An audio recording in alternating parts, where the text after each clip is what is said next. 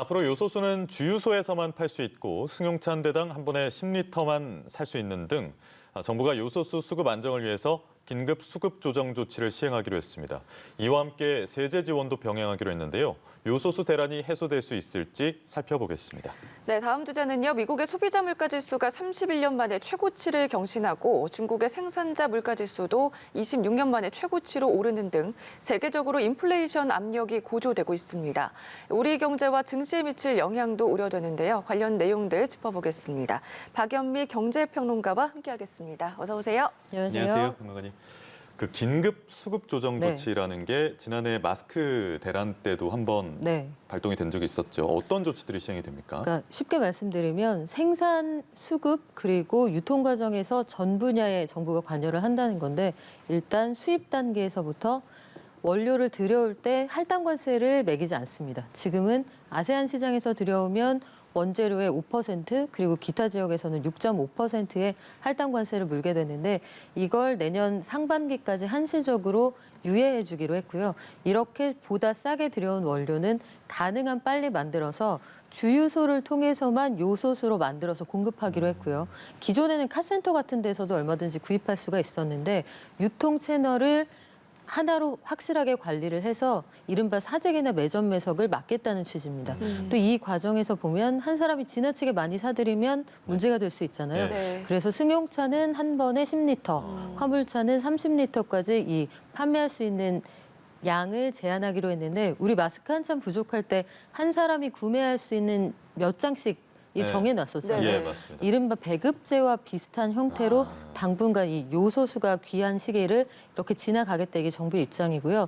또 이걸 유통하는 업체들은 다음 날 정오까지 얼마나 수입했고 얼마나 생산했고 얼마나 유통을 시켰는지 반드시 정부에 보고를 하도록 돼 있습니다.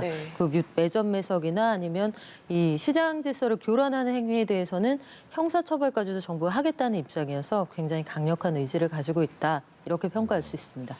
제가 방송 들어오기 전에 그 당연한 마켓 있잖아요. 그 동네에서 이제 사고 파는 플랫폼. 거기서 요소수 검색을 해보니까 아직까지는 사고 파는 글들이 꽤 올라오던데 이런 것들이 그럼 앞으로는 불법이 되는 겁니까? 아니면? 그렇죠. 이미 사실은 거기에서 소매로 사용하시는 그 용도로 중고 거래가 불가능한 상황이거든요. 그 마켓에서도 그렇게 판매하지 않겠습니다라고 이제 배너를 띄워놓은 곳들이 꽤 많은데 그 당연한 곳은 아마 좀 한 발 늦은 것 같고요. 그런 방식으로 해서 비싸게 값을 올려받는 행위가 원천적으로 지금 금지돼 있는 상황입니다. 시장 질서를 교란하면 1억 원 이하의 벌금이나 3년 이하의 징역에 처해질 수도 있다는 거 이거 꼭 기억하셔야겠습니다. 그렇다면 어쨌든 이 중국으로부터 먼저 계약했던 요소 18,000여 톤이 들어오고요. 현장 점검 등을 통해서 추가 확보한 요소수 530만 리터를 내일부터 시장에 공급하기로 했는데요. 그렇게 된다면 조금 안정이 될까요? 일단은 내년 1월 그리고 길게 보면 한 2월까지는 물량이 나온다는 게 정부의 계산이에요. 이게 요소라는 원료를 사들여서 정제수에 섞어서 요소수로 만들어서 유통을 하는 거거든요. 그래서 아마 기사를 보시면 헷갈리실 텐데 요소로 들여올 때는 몇 톤입니다. 보통 이렇게 얘기를 하고요. 요소수의 형태로 완제품이 들어올 때는 얼마의 리터로 들여옵니다. 얘기를 하는데 호주로 보낸 군용기가 실어올 그 27,000리터는 오늘 오후에 한국에 들어옵니다. 근데 이 상황이 좀 아이러니한 것이 호주에서 어쨌든 확보할 수 있는 물량을 최대치로 가지고 오는 것인데 비행기 기름값이 더 든다는 비판이 있어요. 하지만 길거리에 차를 세워둘 수가 없으니 정부가 고육지책을 쓰는 거거든요. 이런 지점들을 보면 안 되는 일을 되게 하려고 할 때 급행료를 치르면 우리가 생각보다 더 많은 기회비용을 치를 수 있다. 단적으로 보여주는 예거든요. 미리미리 준비하는 그런 자세가 필요할 것 같습니다. 어쨌든 요소수 대란이 확실히 해소된 게 아니다 보니까 불씨는 곳곳에 남아있기 때문에 이게 만약에 장기화될 경우에는 물류 비용도 늘어나고 물가가 지금 안 그래도 상승하고 있는데 더 상승할 거란 우려가 커지고 있거든요. 그렇죠. 지금 하나 조명되지 않고 있는 게 그 내년 농사철을 앞두고 수요가 생길 요소 비료들이에요. 우리나라가 수입하는 요소의 총량을 100으로 치면 비료용으로 쓰이는 게 전체 60%입니다. 그리고 산업용, 쓰레기 소각이나 철강을 만들 때 또 시멘트 만들 때 오염물질을 저감할 때 들어가는 게 나머지 한 30% 정도 되고요. 이번에 큰 대란이 났다고 이야기하는 차량용이 전체 한 10% 정도 되거든요. 그러면 농번기가 시작되기 전에 파종 전에 이 요소의 원료가 제대로 수입이 안 되면 내년도 농사 지을 때 이제 농민들이 아우성이다 이런 얘기가 나올 수 있는 상황인데 이미 올해 상반기부터 농민들은 현장에서 요 비료값이 좀 올라갑니다. 그리고 비료를 생산하는 업체들도 중국이 기존 단가로는 원료를 주지 않으려고 합니다. 이런 호소들이 있었습니다. 해서 단가가 올라간다는 거, 공급이 충분치 않다는 거, 향후의 수급이 어떻게 될지 예상하기 어렵다는 거, 여기에 대한 총체적인 대비가 필요하고요. 아마 요소수 대란은 정부가 어떻게든 막고 또 추가로 수입을 하겠죠. 네. 하지만 리포트를 통해서 보여드린 것처럼 지금 특정국 의존도가 80% 넘는 물질이 한 4천여 개 되고요. 중국에서만 들여오는 게 그중에서 1,850개거든요. 그러니까 제2, 제3의 요소가 충분히 있을 수 있다는 점에는 분명한 대비가 필요한 시점입니다. 자체적인 좀 공급망이 필요한 때인 것 같습니다. 다음 주제 살펴볼 텐데요. 내일부터죠. 기름값 부담이 좀 줄 것 같습니다. 유류세가 약 6개월간 한시적으로 20% 인하가 되는데 구체적으로 설명 부탁드릴게요. 네, 유류세 분는 그러니까 이론적으로 얘기를 하면 사실 기름 같은 양의 기름하고 물이 있을 때 유류세를 완전히 제외한다라고 치면 생수가 기름보다 더 비쌉니다.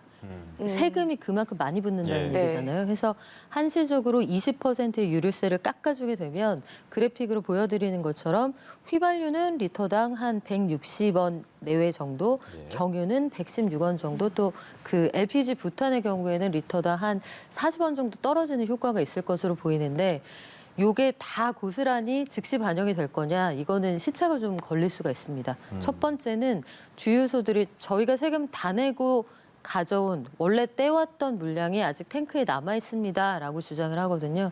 그러면 이 즉시 반영이 안 되고 시차가 좀 있을 수 있다라는 얘기가 나올 수가 있고요. 네. 다른 한 가지는 어쨌든 민영 주유소에서는 가격을 본인들이 정한단 말이죠. 그러면 정부의 입김이 직접적으로 미치지 않은 곳들은 가격의 인하폭이 좀 다를 수가 있어요. 다만 그 적용 시점이 그래도 내일부터면 좀 다행인데 일주일에서 일주일 이상 시차가 있는 곳도 나올 수가 있다. 과거의 경험에 비춰보면 그렇습니다.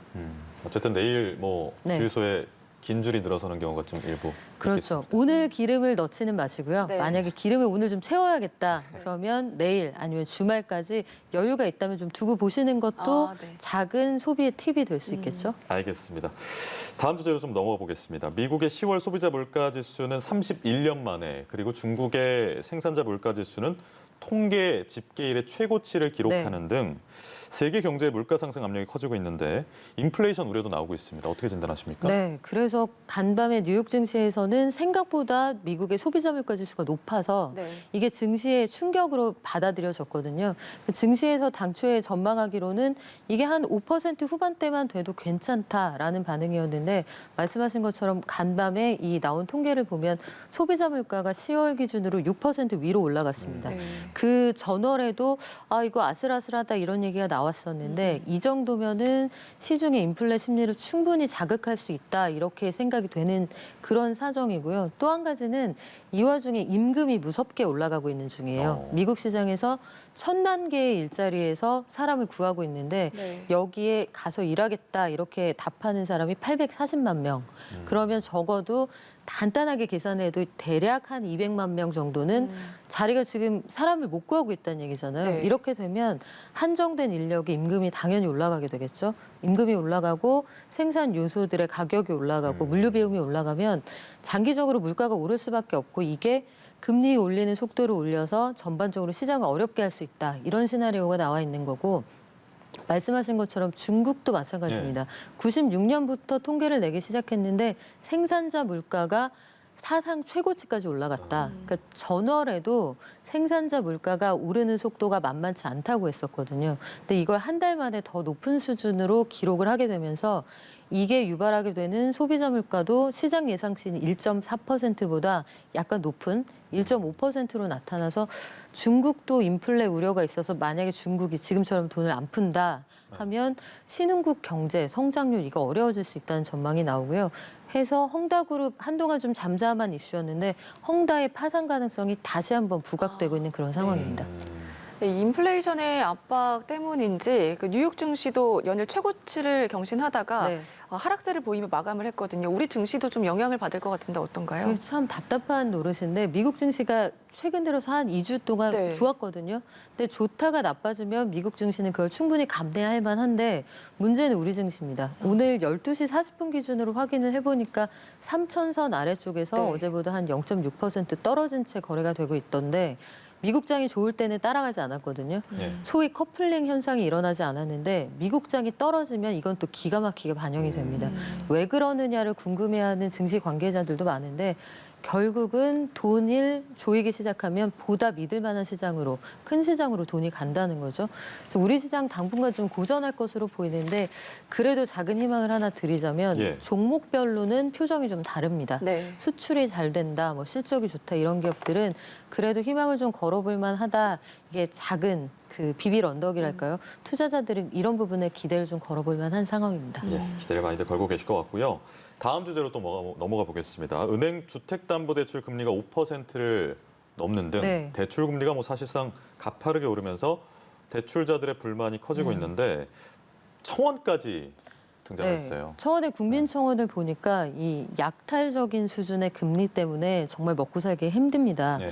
대출이라는 상품 자체가 지금 희소성이 있는 이른바 레어템이 되고 있는 상황이거든요. 왜 그러느냐? 정부가 대출 규제를 하다 보니 대출을 해주는 곳 자체가 줄어드는 거죠. 그래서 시중에 나와 있는 현상이 은행권 대출 금리가 2금융권보다 더 비싸지는 현상까지 나타나는 거예요. 보다 안전한 1금융권을 찾는 분들에게 금리가 더 불리하다. 이거 사실은 시장 논리에 맞지는 않는 거거든요. 예.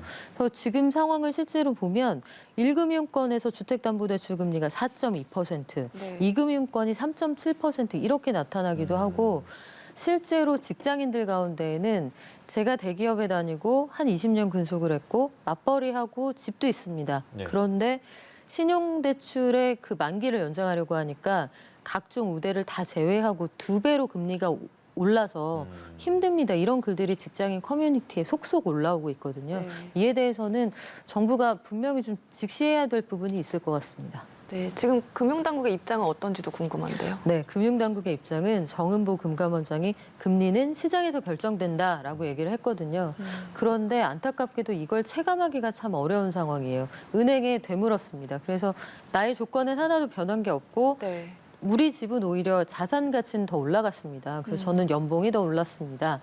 왜 금리가 비싸졌습니까? 라고 물어봤을 때 은행이 내놓은 답은 이겁니다. 그 도매로 떼우는 돈의 값도 늘어났지만 결국은 정부가 여러 가지 규제를 하기 때문에 우대 금리를 줄 수가 없다는 거죠. 뭐 카드를 사용한달지 아니면 통장 자동이체를 한달지 이런 걸 통해서 깎아주던 금리를 다 없애버리면 결국은 이게 금리를 더 올리는 효과가 있는 거니까 이런 것들에 대해서는 너무 모른 척하고 있는 게 아닌가 이런 생각도 드는 상황입니다. 네. 예.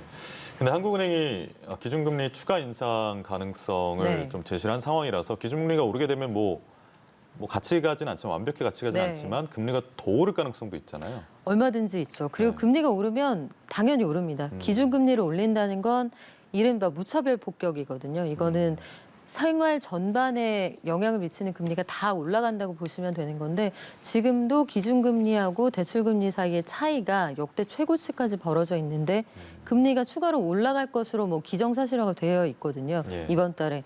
이렇게 되면 차후에 대출을 받거나 원리금 상환하거나 당연히 부담이 커질 거고요. 그래서 나오는 지적이 정부가 한쪽에서는 재난지원금 관련해서 뭐 정부라기보다는 여당이죠. 네. 여당에서 재난지원금을 통해서 소액을 더 지원한다고 하는데 다른 쪽에서는 금리를 빠른 속도로 올리면서 거시경제 총량 관리를 하고 있단 말이죠. 네. 그럼 조금 주고 많이 걷어가는 게 이게 정책의 믹스가 맞느냐. 여기에 대한 질문은 충분히 던질 수 있는 상황입니다. 네, 알겠습니다. 여기까지 들어보겠습니다. 박연미 경제평론가와 함께했습니다. 고맙습니다. 감사합니다.